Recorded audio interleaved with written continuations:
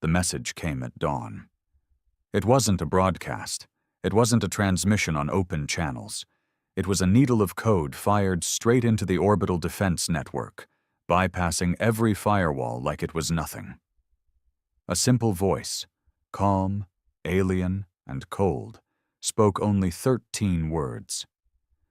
Kneel, humanity, and live. Stand, and your world will burn to cinders.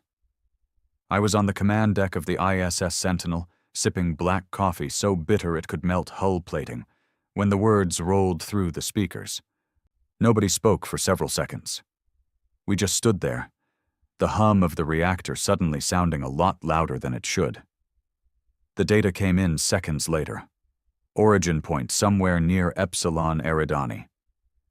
The signature wasn't from any known trader or civilian ship. No, this was a military packet. Big, structured, a war machine's calling card. I'd been in the fleet long enough to recognize the unspoken part of that message. They weren't negotiating. This wasn't a maybe war. It was the kind of demand predators make when they're already circling you, teeth bared. Earth's High Council did what politicians always do. They talked. Meetings, debates, committees, the kind of bureaucratic paralysis that gets men killed. I didn't have time for that. Neither did my crew. We'd been prepping for this day for years. The public thought the Black Armada was just a rumor, whispers about a shadow fleet with no registry, no nation flag, operating outside Earth's treaties. They weren't wrong. The fleet existed, all right, but only in the kind of classified files you opened once and never mentioned again. We didn't take orders from the Council. We didn't defend territory. We defended the species. And when someone told humanity to kneel, we made damn sure they learned what a bad idea that was. I keyed the secure channel, my voice flat but sharp enough to cut steel. Black Armada Command, this is Sentinel-1. Lock and load. We're moving. No confirmation came back. We didn't need one. The order meant every hidden dockyard, every deep space vault, every black site shipyard buried in asteroid belts would light up and start bringing monsters to life. The aliens, whoever they were, thought they were facing Earth's standing fleets. They'd never heard of ships like the Iron Revenant or the Void Reaper. They didn't know we had vessels with hull plating grown from nanosteel composites that could survive a direct nuclear strike. They didn't know about rail cannons, so big the recoil could crack a moon in half. We were built for one thing: war without rules. Still, even as the coordinates streamed in and the fleet's ghost signals began blinking across the sector map, I knew this wouldn't be easy. We didn't know their numbers, we didn't know their tech, and worst of all, we didn't know their endgame. But I knew one thing. You don't send a threat like that to humanity and expect us to bow. We'd burned our own cities before surrendering to tyranny. We destroyed our own colonies rather than let enemies claim them. We didn't do kneeling. The fleet came online within hours. Hundreds of ships, some the size of mountains, others sleek as blades, slipped out of hiding, converging on our rendezvous point in the shadow of Neptune. The stars around us disappeared under a tide of black hulls. Looking at them, I felt the old fire in my chest. This wasn't defense. This wasn't survival. This was a message. They wanted us to kneel? We'd teach them what it meant to choke on your own arrogance. The jump corridor spat us out into the cold gulf between Neptune's shadow and the Kuiper Belt. The view ahead was nothing but a scatter of frozen rock and the glint of distant stars. But I knew what was gathering there. The Black Armada didn't need fanfare or banners. Its presence was written in the way the void itself seemed to bend around it. Ship after ship emerged from deep space drift, some cutting in from far-off systems, others crawling out of hidden construction bays buried in ice asteroids. The largest was the Iron Revenant, a warship so massive it made my Sentinel feel like a tugboat. Her black hull absorbed light, making her seem like a jagged absence carved into space. Even her heat signature was muted, designed to vanish from enemy sensors until it was too late. On her flanks drifted predators of every shape, needle-shaped frigates armed with spinal mount railguns, heavy carriers with cavernous bays for dropships and gunboats, stealth cruisers that didn't appear on your scanners until they were already drilling holes in your hull. And somewhere among them were the ghost ships, unregistered, crewless, running on AI minds older than some colonies. Those ones didn't even look like ships so much as shadows moving against the starfield. We didn't have an admiral. We had a war council. No hierarchy, no politics, just captains with blood on their hands and victories in their logs. Our orders were simple. Break the enemy before they reached Earth. I opened a link to the War Council channel. "This is Captain Harlan," I said. "Sentinel reporting full combat readiness. What's our intel on the Epsilon Eridani threat?" A gruff voice cut in. Captain Drex of the Void Reaper. "Minimal. Long-range probes caught the tail end of their formation before we lost the feed. Could be a fleet, could be a probe screen, but the packet they sent? That was military-grade intimidation. Whoever they are, they've fought wars before." Another voice, Captain Rordan from the Ash Vulture, chimed in. "And they expect us to fold. Means they either have overwhelming numbers, or they think they do." I grunted. Either way, we hit them first. No drawn-out defenses. If they want to dictate terms, we make damn sure they can't. "Agreed," Drex said. "No quarter, no survivors." The channel went silent for a few beats, and then coordinates began streaming to every ship. An intercept course, plotted not toward Earth's colonies, but straight into deep interstellar void. We were going to meet them where there were no witnesses, no civilians, just black space and cold steel. It took us 6 days to reach the strike point. 6 days in which every crewman aboard every ship knew exactly what was coming. There were no green recruits in the Armada. We didn't take them. Everyone here had fought at least one war. Some had fought in half a dozen. Some had lost everything. On the second day, we caught the first signal pings.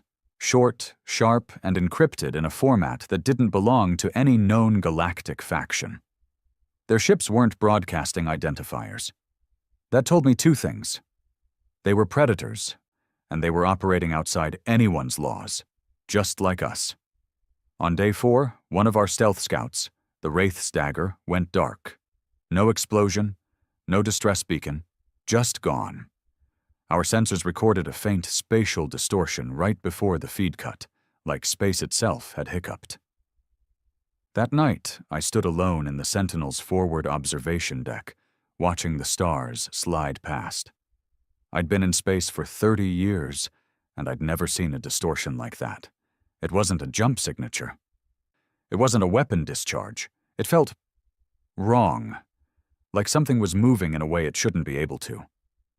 On day 6, we saw them. At first, they were just shadows, specks of black against the black, moving in tight formation. Then the sensors started picking them up, and every crewman on the deck went quiet. They weren't ships, not in any human sense. Each one looked like an obsidian shard, jagged and irregular, as if they'd been carved from some ancient crystal. They moved without visible thrusters, just gliding through the void like sharks through deep water. They weren't reflecting light. They were swallowing it. And their formation, gods, their formation was perfect. No deviation, no drift. "Contact," the sensor officer called.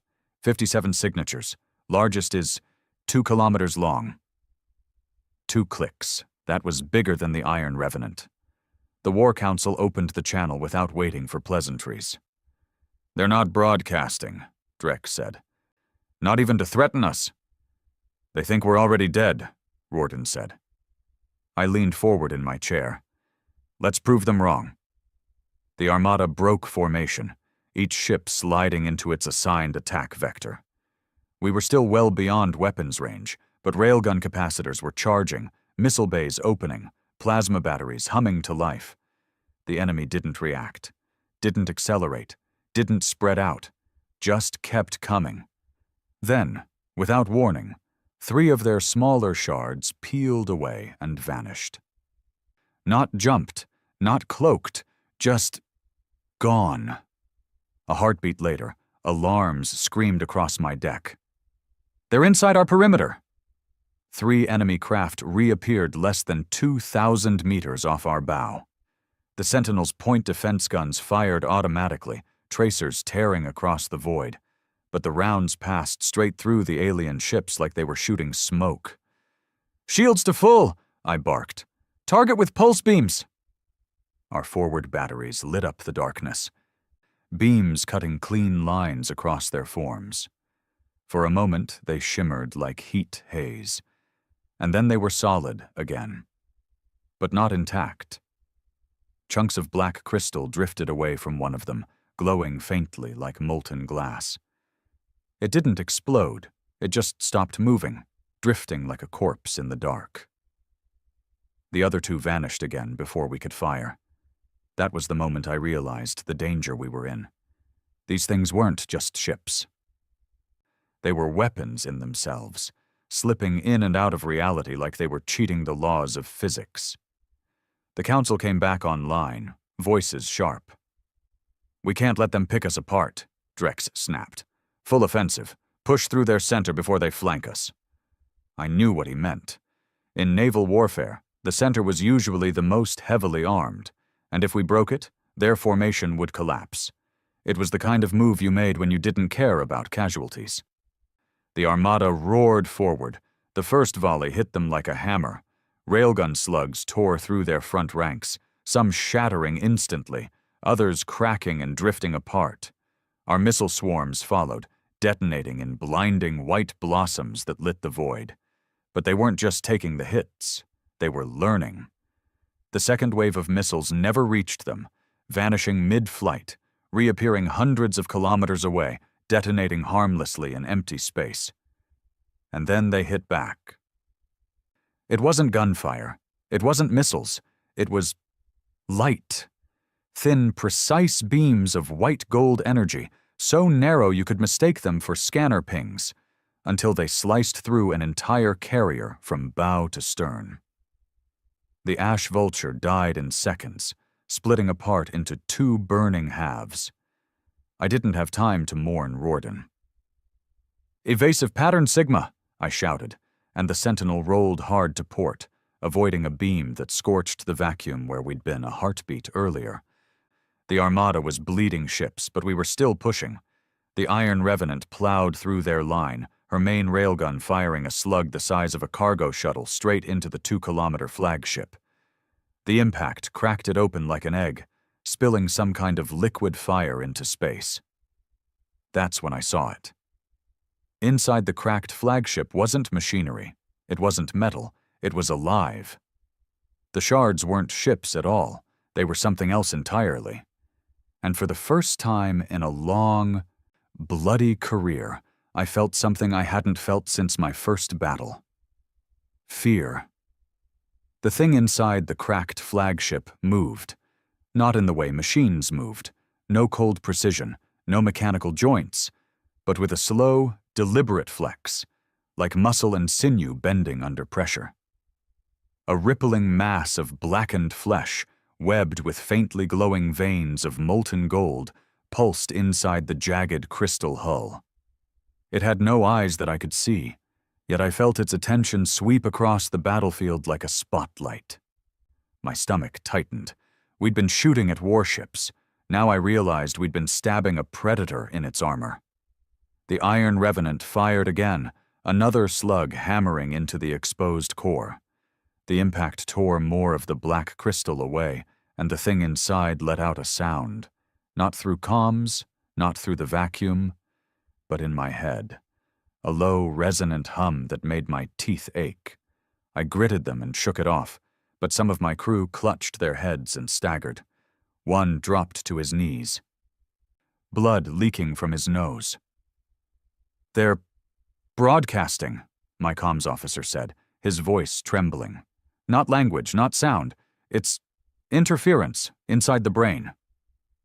The thing inside the flagship uncoiled, pushing against its crystal shell, until the remaining hull split apart like glass under strain.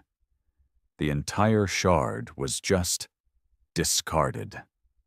What floated free was a leviathan of black gold muscle, limbs too many to count, each tipped with blades that looked more like bone than metal. It moved with terrifying grace, no thrusters, no reaction jets, just will, and it was big, bigger than the Sentinel, maybe bigger than the Revenant. "Contact incoming," the sensor officer shouted. I didn't need the warning. The thing lunged, closing the gap between it and the Iron Revenant in seconds. It didn't fire weapons. It didn't need to. One blade limb swung, and the Revenant's starboard hull split open like a tin can. Atmosphere vented in a violent plume. And I caught glimpses of crew, our crew, spinning away into the black. The Revenant answered with point-blank plasma fire, streams of searing white energy burning into the creature's hide. Chunks of it boiled away, but it didn't stop. If anything, it moved faster. Then it screamed. This time the sound was in both the ship's audio feed and in my skull. A ripping, alien shriek that made the deck plates hum. Systems flickered. Lights died. For 3 full seconds, the Sentinel's instruments went blind. By the time they came back, the Iron Revenant was gone. Not destroyed. Gone. No debris. No heat signature.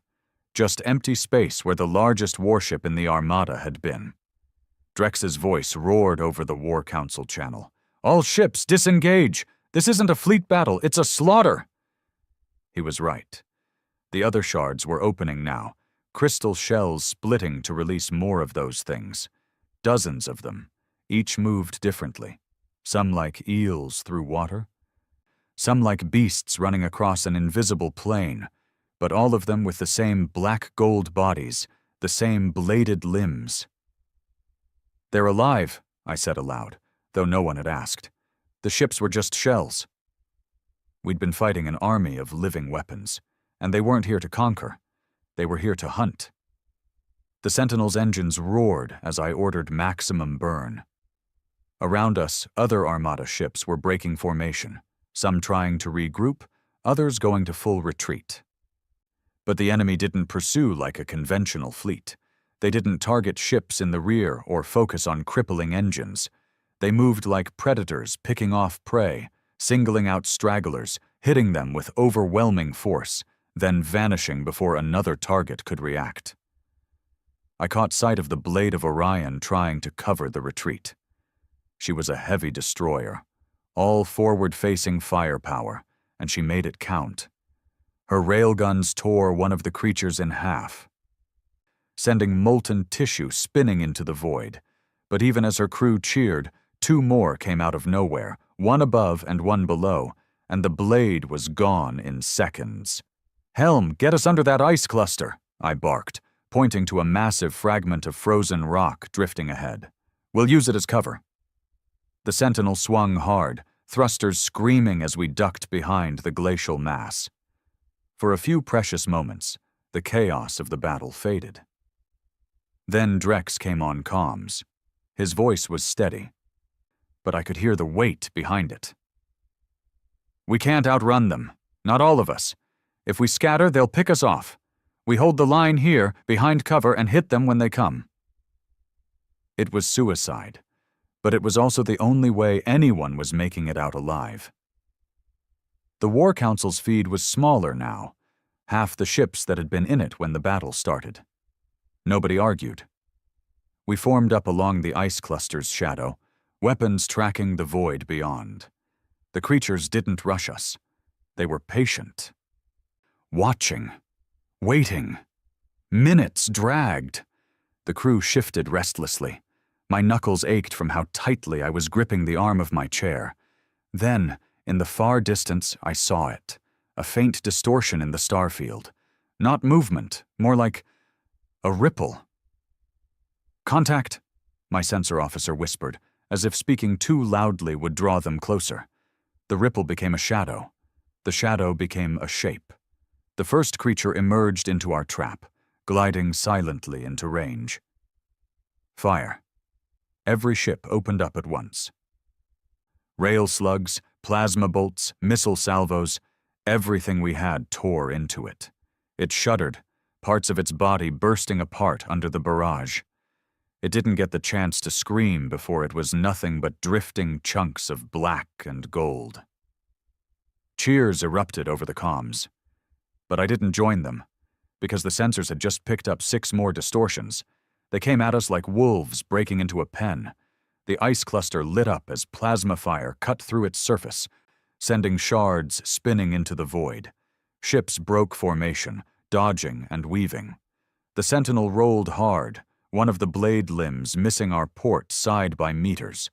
We killed 2 more in the next minute, lost 4 ships doing it. And then, just like that, they were gone. Not retreating, not destroyed. Vanished. Silence fell.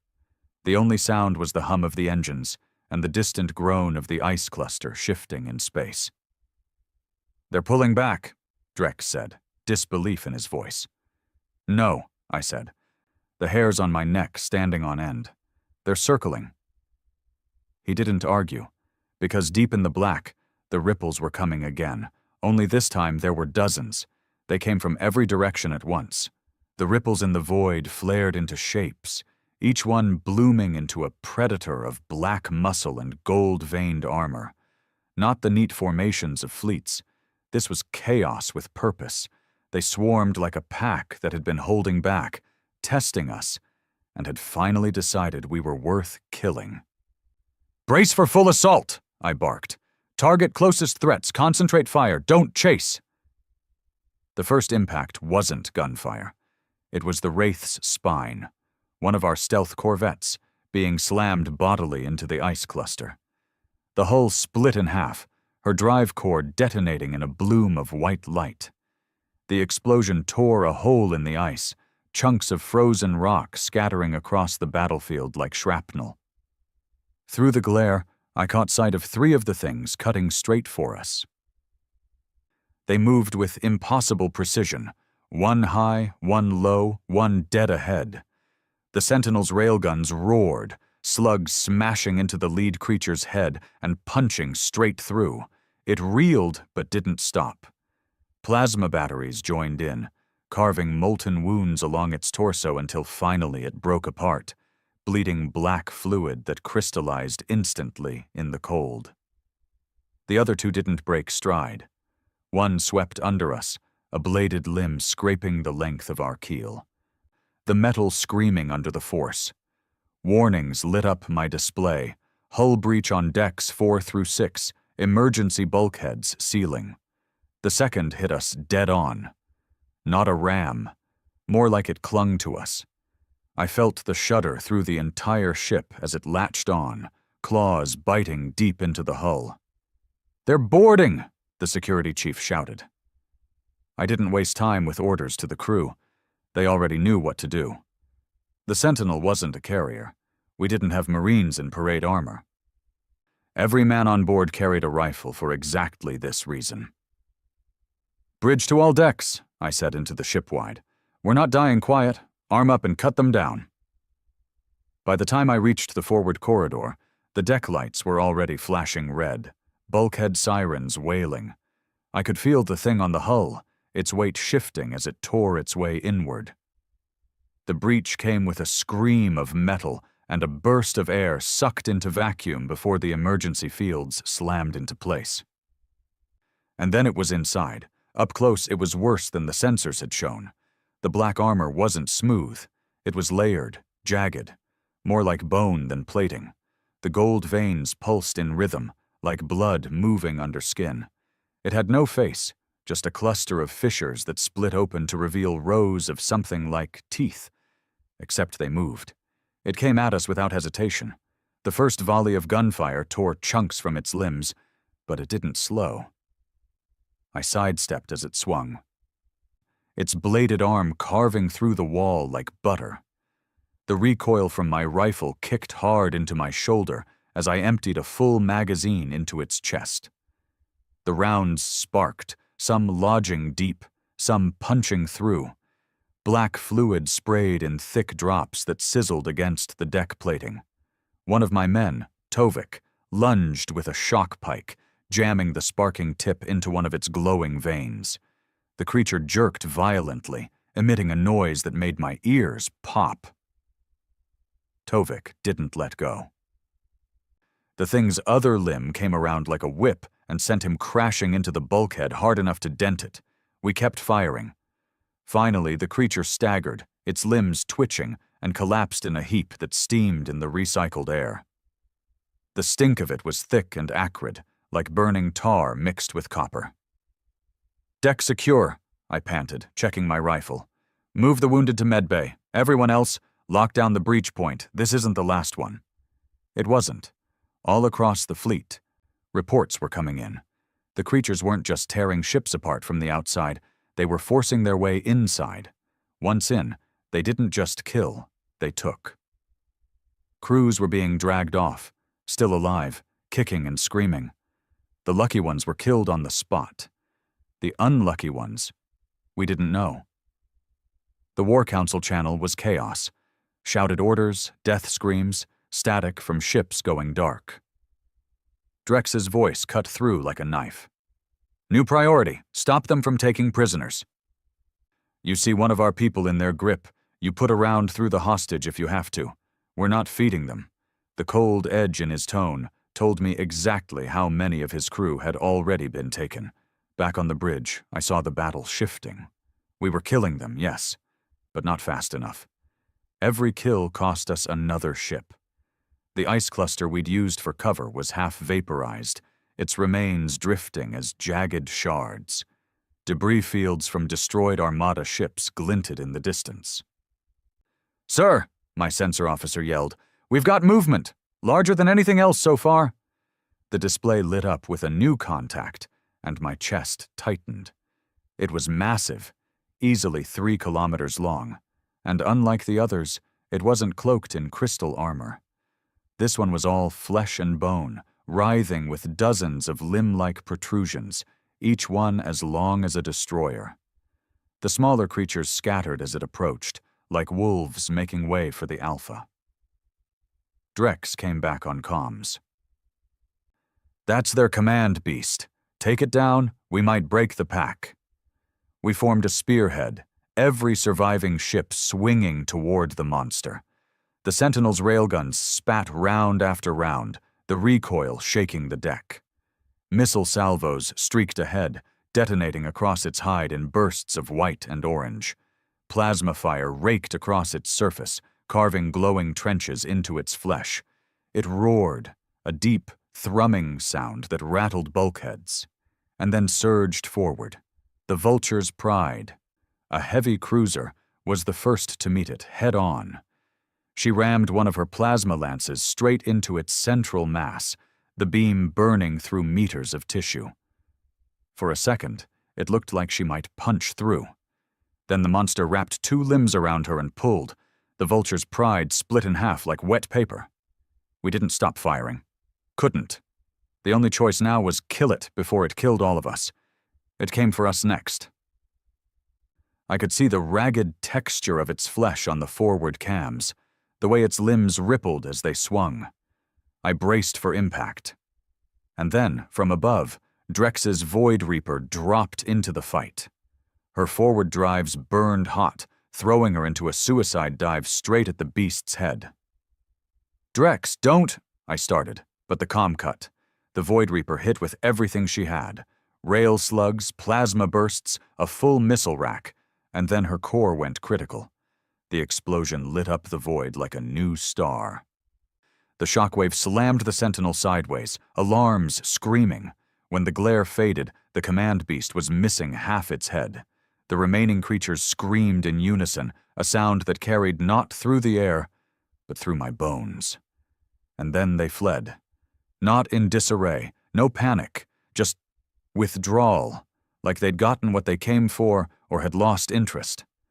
The surviving shards peeled away into the dark, their massive forms fading into the void.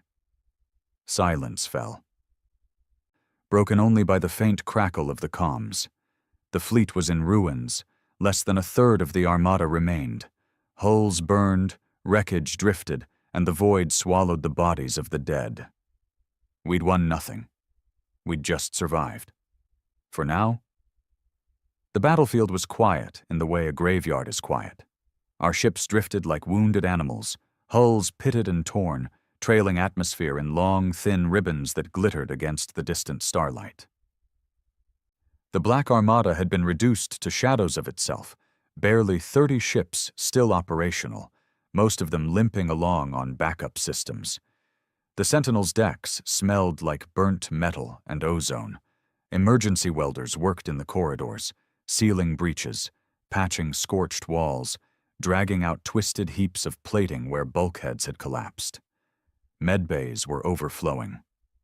We had wounded lying in cargo bays on makeshift cots, hooked up to portable life support units.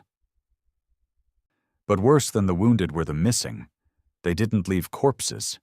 If a man died in the fight, you found what was left: charred armor, torn limbs, sometimes nothing more than a frozen smear on the deck. But the ones they took, they were just gone. Whole squads ripped from sealed compartments, even with the bulkheads still intact. I walked the lower decks, listening to the crews talk in hushed voices. Nobody used the word captured. Captured implied you were still alive in a way that could be fixed. This felt different. This felt permanent. We needed answers. We started with the wreckage. There wasn't much. Most of their crystal shells had shattered into shards no bigger than a shuttle. The bodies of the smaller creatures had broken apart after death, their black flesh turning brittle and flaking away into dust. But a few chunks of the command beast still floated in the debris field.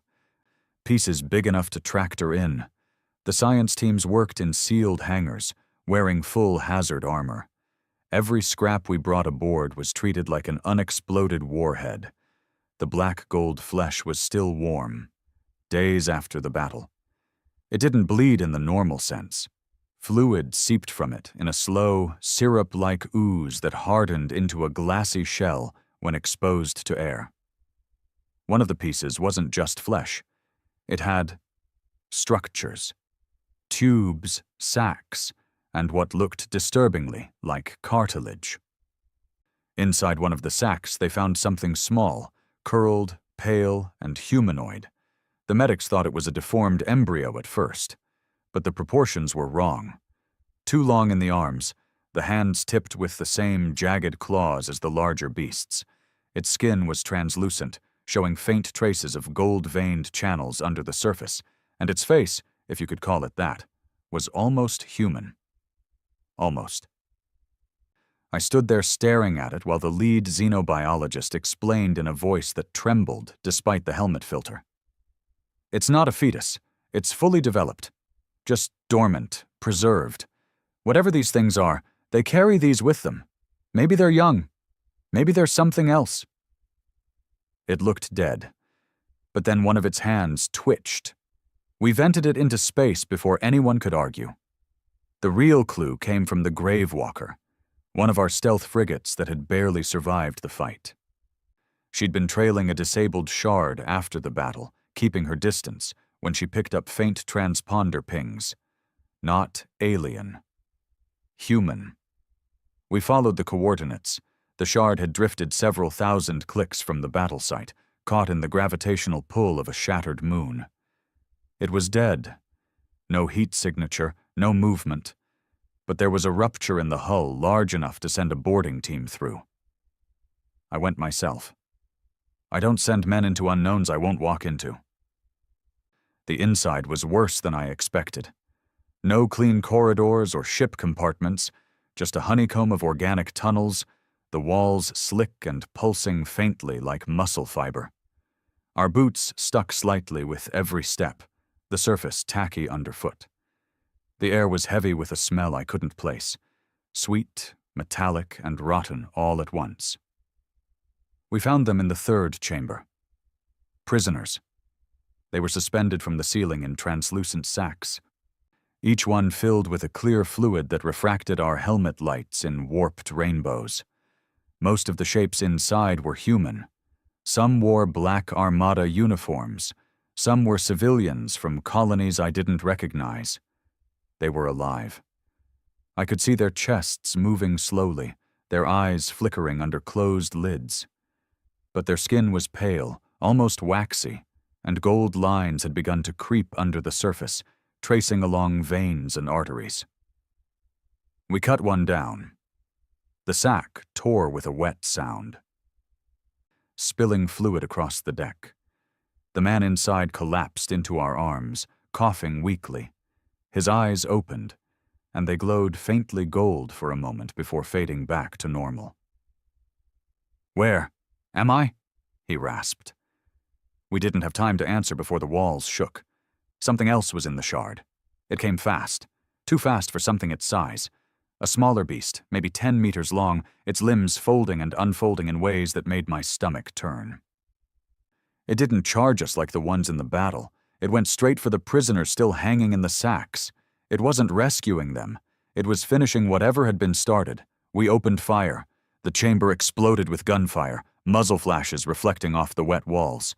The creature darted between us, its limbs slicing through the air, nicking armor, scoring sparks off helmets. One swipe caught Hayes, one of my riflemen, across the torso. Armor peeled back like foil. And he was gone in a spray of red.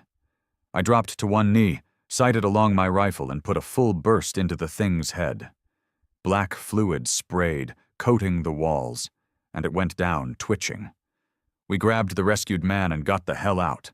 No time for the others. Not with the walls starting to close. Yes, close. The organic tunnels constricted behind us as we ran, walls flexing inward like a throat swallowing. By the time we reached the breach, the opening had shrunk by half. We dove through into the void, our suits' thrusters firing as we drifted back to the Sentinel. The shard collapsed in on itself minutes later, folding like wet paper until it was no bigger than a shuttle, and then it simply winked out of existence. The rescued man, Lieutenant Brannock, engineering officer from the Ash Vulture, wasn't right. At first he was just quiet. He ate, he slept, he answered questions, though his voice was flat, like he was talking through a fog. But on the second day, he started humming. Low, rhythmic, almost inaudible. The medics thought it was a stress response until the ship's comm array started picking up faint pulses on the same frequency. When I asked him about it, he looked at me with those pale eyes and said, "They're still out there. They know where we are." We moved him to isolation. The War Council met aboard the Sentinel's mess deck, the only room big enough to hold us and still keep the surviving captains in one place. Nobody looked like they'd slept. I laid it out straight. They don't just kill, they take people. They do something to them, something that changes them. We've got at least 100 crew unaccounted for, and I think we can assume they're in the same condition as Brannock.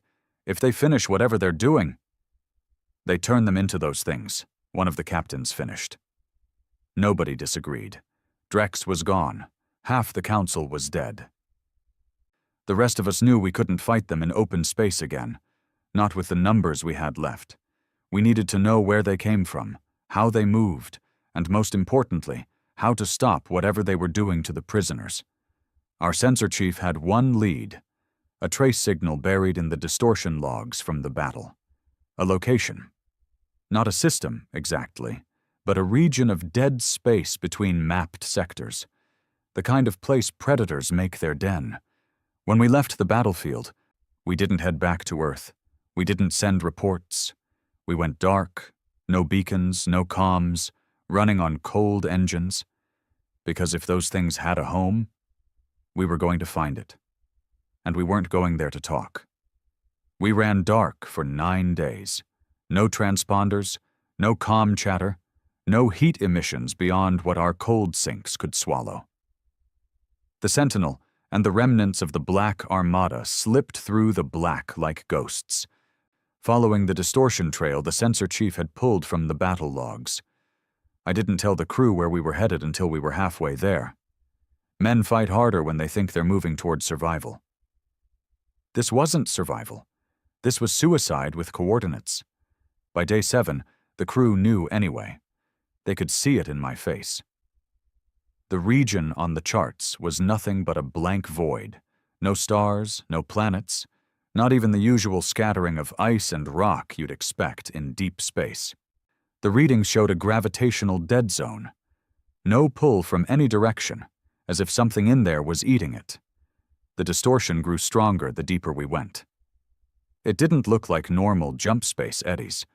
It looked like ripples in the skin of reality itself, shivering out from a single point far ahead. We broke out of dark space at the edge of a hollow sphere in the void.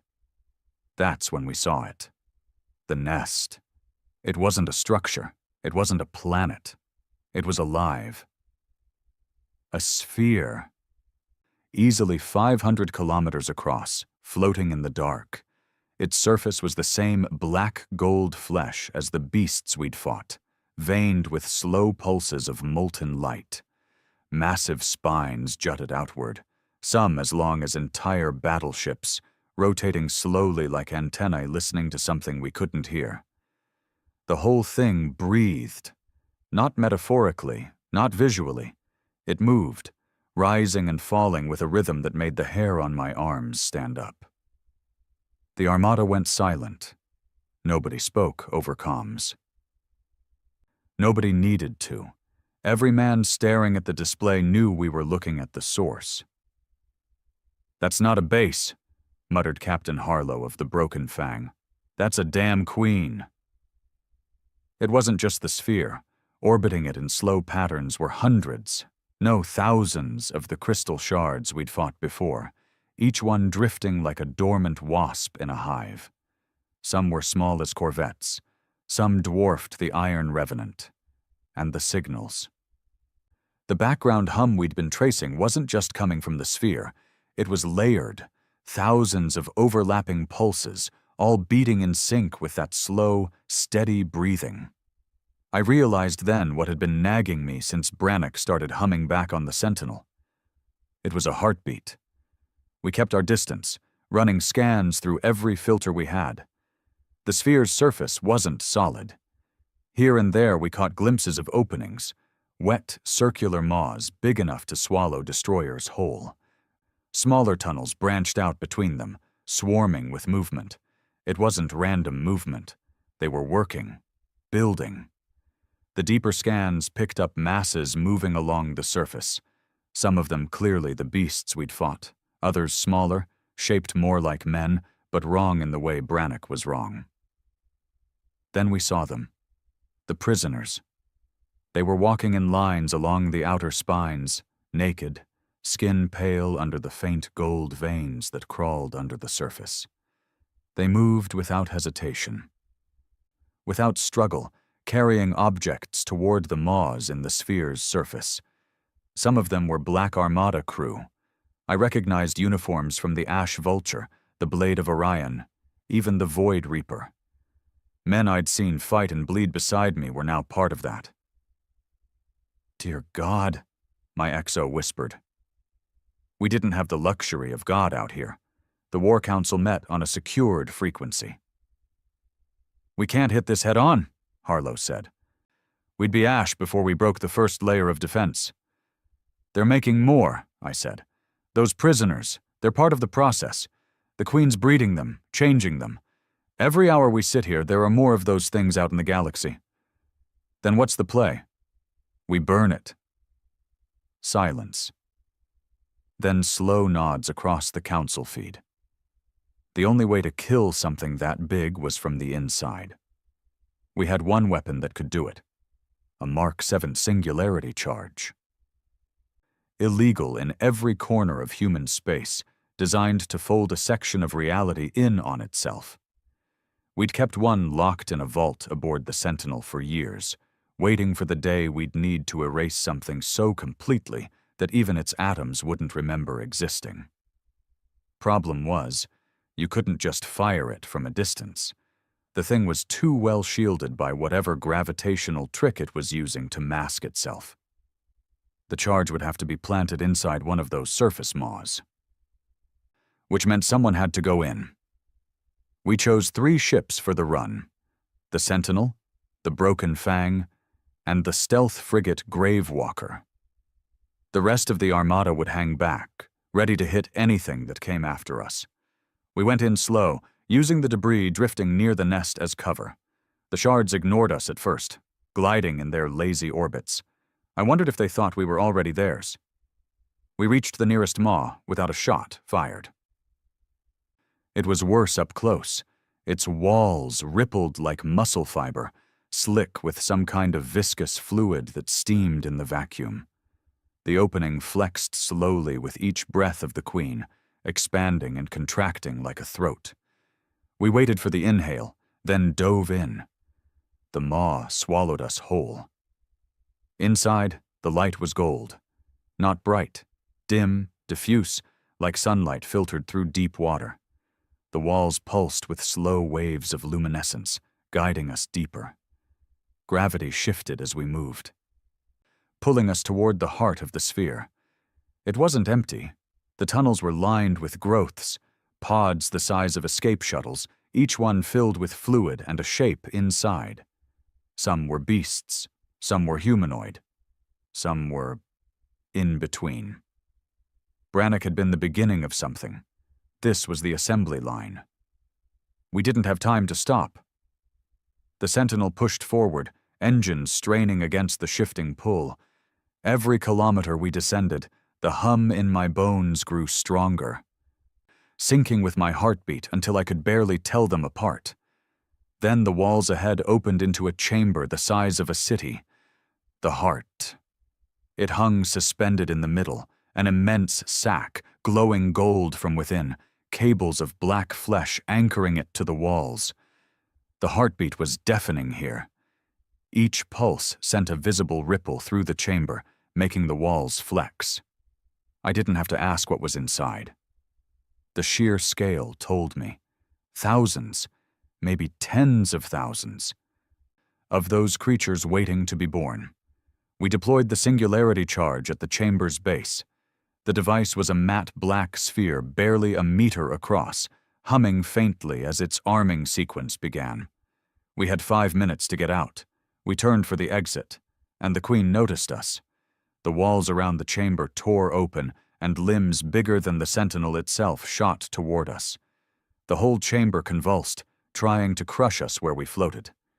The Broken Fang took the first hit, her starboard side crumpling under the impact. She didn't slow. Her captain rammed her straight into one of the Queen's limbs, tearing it open in a spray of black and gold. "Go!" Harlow roared over comms. "Get it done!" We didn't look back. The Gravewalker wove ahead of us, her stealth fields flickering as she jammed the Queen's sensory pulses. The walls closed, limbs flailing, creatures spilling from pods to swarm the tunnels. The Sentinel's guns thundered non-stop, tearing holes just wide enough for us to slip through. We broke out of the maw with 30 seconds left on the charge. The explosion didn't look like an explosion. It looked like the universe tearing. The Queen convulsed, her entire surface shivering as a black sphere of nothingness bloomed from within, swallowing her flesh, her shards, her prisoners, everything. The singularity burned white at its edges, then collapsed inward with a sound I felt more than heard. When the light faded, the nest was gone. Just gone. No debris, no shards, no gold glow, only the cold black of space. The Armada didn't cheer. We'd done what we came to do, but the cost was carved into every face on every bridge. Harlow was gone. The Broken Fang was gone. Half the men who went into the maw never came out. And I couldn't shake the thought gnawing at the back of my skull. If this was just one nest, how many more were out there? We didn't head straight for Earth. The Armada needed time to patch what was left of itself. Engines were cracked, hulls torn. Life support on half the ships was running on emergency loops. We limped to a dead mining colony on the edge of the Luiten system, one of those places the government had written off decades ago. The ore veins were tapped out, but the docks still worked, and the station's reactors still had a little bite left in them. For the first 2 days, it was just repairs and silence. No comms, no signals sent. We didn't know if the nest's destruction had made any difference, or if we'd just kicked a hornet's nest hard enough for the swarm to start moving. By the 3rd day, the silence broke. It came in bursts, fragmented transmissions from deep space relays, garbled by interference we couldn't trace. We pieced them together bit by bit until the story became clear. Earth was in chaos. The first reports were of ships vanishing on trade routes, not just patrol craft, bulk freighters, civilian liners, colony transports. No distress calls, no wreckage, just gone. Then came the riots. Footage from Mars and Ganymede showed crowds tearing through streets, smashing storefronts, fighting security forces. It wasn't protest, it was madness. People's eyes glowing faintly gold, their skin webbed with fine veins that pulsed under the surface. Brannick's face flashed in my mind. The worst came from Luna. A private shuttle crashed into the South Dome, breaching the atmosphere seal and killing nearly 300. The pilot's body was recovered. His DNA matched a man who'd been listed missing after a border skirmish 6 years ago. 6 years. Which meant they'd been taking people long before the demand to kneel, and they'd been sending them back. The War Council met in the Sentinel's mess. What was left of it anyway? 5 captains and me, no Drex, no Harlow, no easy choices. "They're here," Captain Rail said, her voice flat. "We were looking for nests out there, but they've been seeding them here, on our worlds."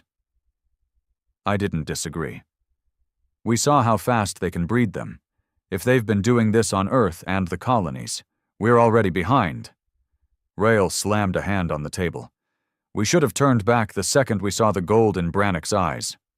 "Too late for regrets," I said. "The question now is whether we hit them head-on or find where they're hiding first." Captain Juno from the Pale Mourner leaned forward. "If we storm in without proof, the Council will call us war criminals before we even make it to orbit. They'll claim it's some sickness, not an invasion. Then we get proof. We set a course for Earth. Not openly. We didn't want to announce the Armada's return until we were ready to show exactly what we'd seen. Our stealth ships moved ahead, dropping sensor drones in the asteroid belts and along the main jump lanes. That's when we caught the first one. A civilian freighter, the Morning Star, outbound from Titan to Earth. She wasn't broadcasting distress, but her transponder code was wrong. Half the digits were just missing. When the Gravewalker hailed her, the captain responded in a calm, polite tone and said his ship was operating normally. The Gravewalker's boarding team went over in full armor. They found the crew sitting at their stations, hands on the controls, eyes closed. Every single one of them was breathing in perfect sync. When the team tried to move them, they all opened their eyes at the same moment. Gold. The boarding team didn't even have time to fire before the crew moved. Not ran, not lunged, just moved. Smooth, fast, coordinated in a way that no human group ever is without training. And even then, not like this. 3 of our men were dead in the first second. The rest pulled back to the docking tube and blew the clamps. The Morning Star turned to pursue. The Gravewalker had to destroy her. By the time we reached Earth's orbit, the situation had worsened. The High Council had declared martial law, citing a coordinated terrorist bioweapon attack. Their broadcasts insisted everything was contained. But the orbital traffic lanes told a different story. Half the satellites were dark, military patrols were doubling up on every sector, and 2 civilian stations had been stripped of their crews entirely. The Sentinel stayed in high orbit while I went down to the surface with a hand-picked team. We didn't check in with the Council. We didn't wear uniforms. We headed for the south sectors of New London first, places where the riots had burned hottest. The streets were quiet now, but it wasn't peace. People moved in clusters, watching us with flat expressions. Some glanced at each other in ways that made my skin crawl, like they were passing messages without speaking. It was Brannock's eyes all over again. The real break came in the old dockyards. We'd been following a man who moved differently from the others, faster, too deliberate. He led us through abandoned warehouses to a cargo lift that descended far deeper than any dockyard needed to go. At the bottom, we found the tunnel. It wasn't man-made. The walls were slick, black, faintly gold-veined. The air was warm and heavy, carrying the same copper-sweet stench I'd smelled inside the shard in the Leuten system. It went down, a long way.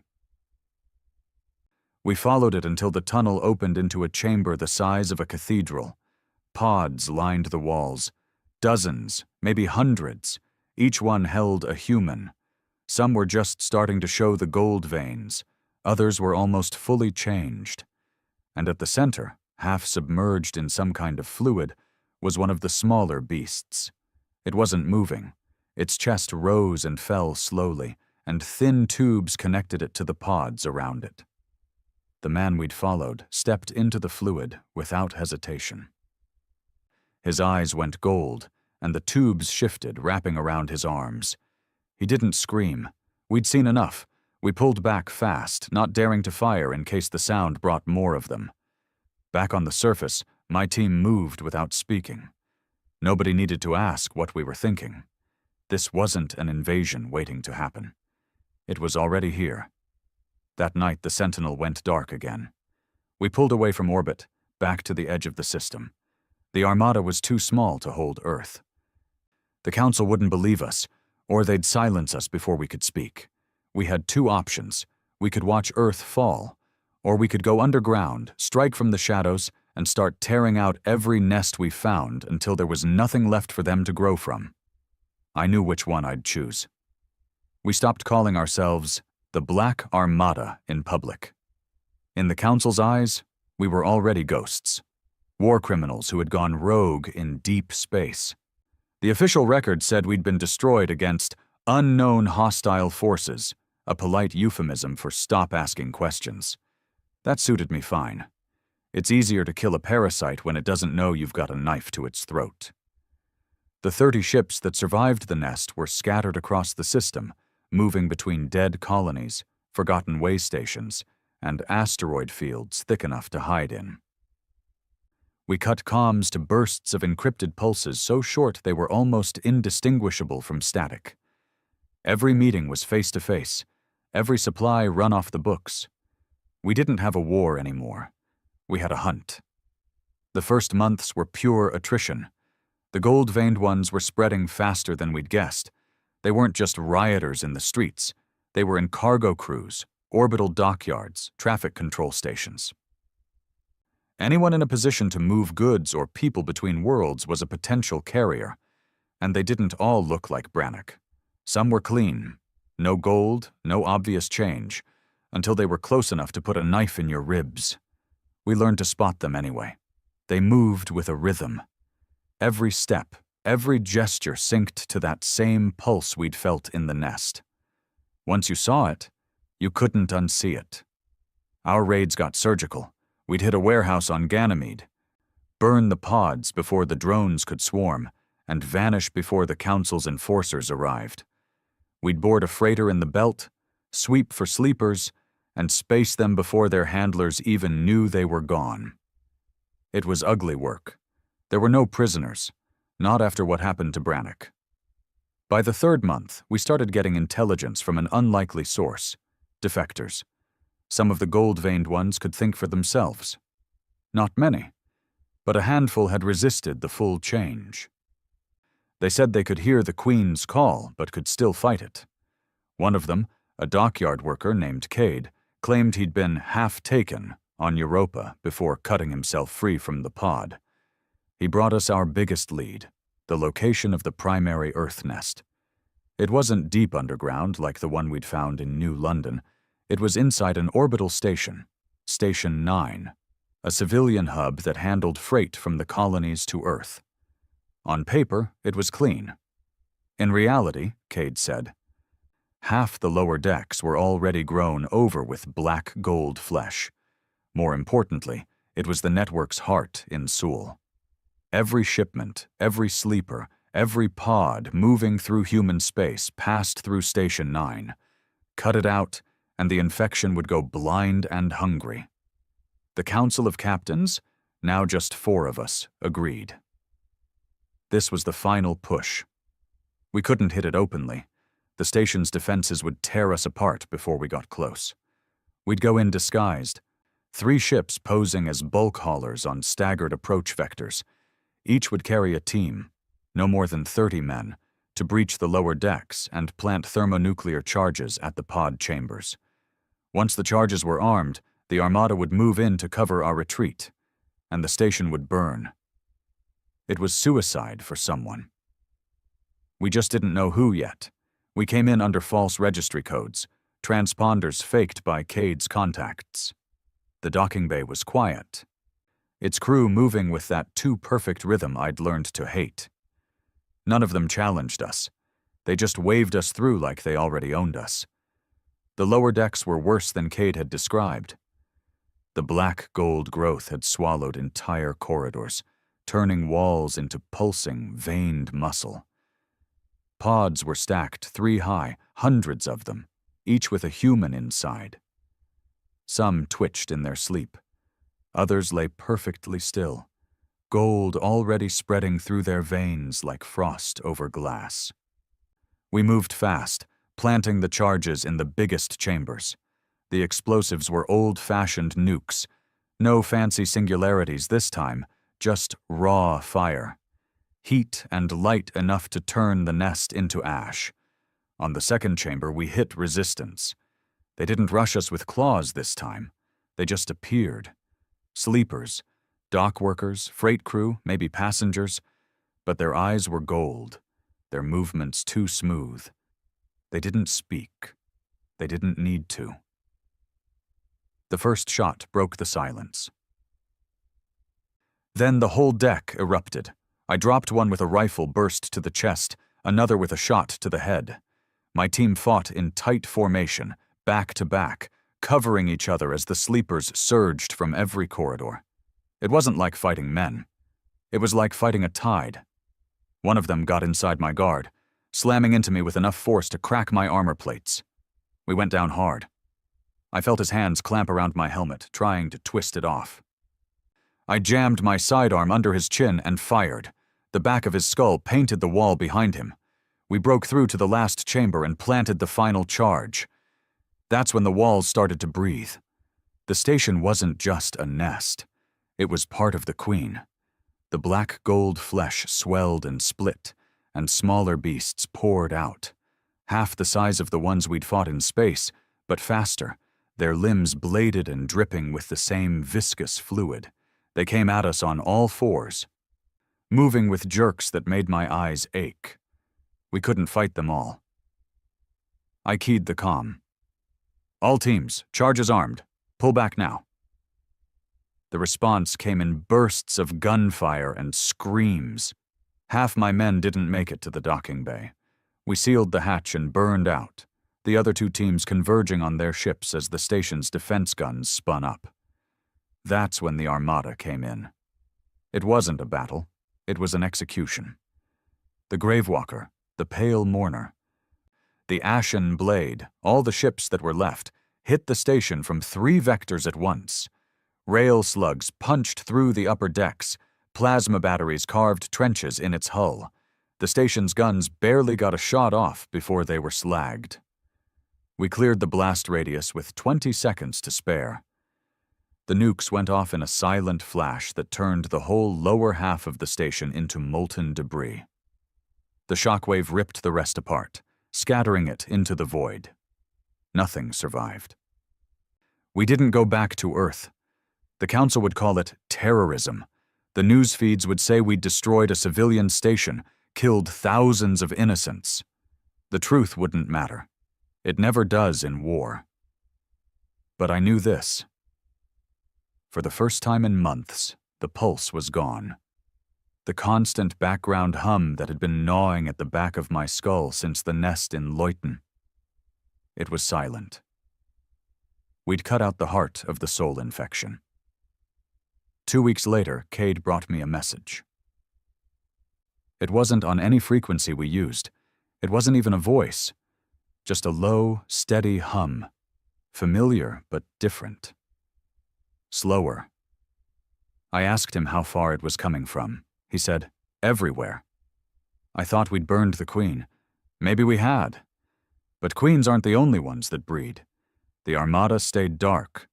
Not because we were hiding anymore. Because the war wasn't over. It was only just beginning.